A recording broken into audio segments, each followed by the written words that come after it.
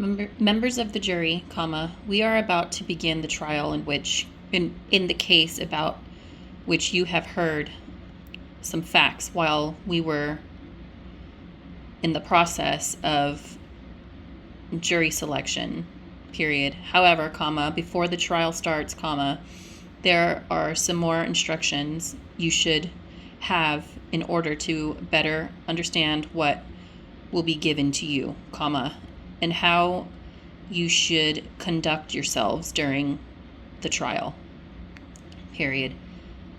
The party who brings a lawsuit is called the plaintiff, period. The plaintiff in this case is called Howard Sanchez, comma. The party against whom the lawsuit is brought is called the defendant, period. In this case, comma, the defendant is Mark Smith, period. The plaintiff seeks to recover for damages because of some personal injuries he received, which he claims were caused by an act of the defendant, period. The defendant denies all the allegations or the claims, comma, of the plaintiff, period. This case will proceed in the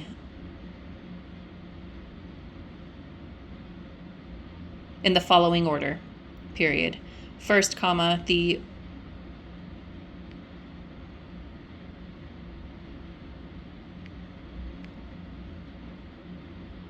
not sure what I was trying to say here. I'm sure. For the plaintiff may make an opening statement outlining the case, period. The attorney for the defendant may also make an opening statement telling you what his side of the case is, period. He may also wait in making this opening statement until the end of the plaintiff's case, period. Neither party is required to make an opening statement, period. What you need to remember is that anything that is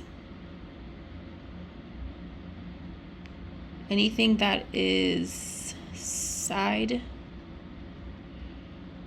in either opening statement is not evidence, comma, but is simply designed to help you with an introduction as to the evidence which the party making the statement wishes to develop, period. Second, comma, the plaintiff will introduce evidence in support of his claim at the end of the plaintiff's case, comma.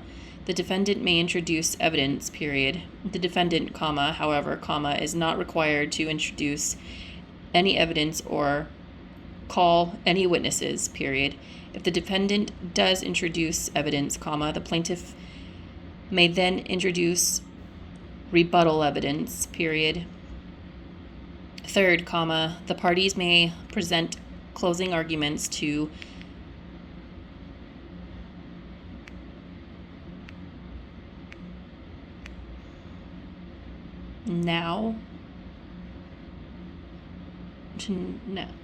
as to what they think what the evidence has shown, period, and as to the inferences, comma, which they believe you should draw from the evidence, period. What is said in closing arguments, comma, just as what was said in opening statements is not evidence, period. The arguments are planned to present to you the contention of the parties based on the evidence that was introduced, period. The plaintiff has the right to open and close the argument, period. Fourth, comma, as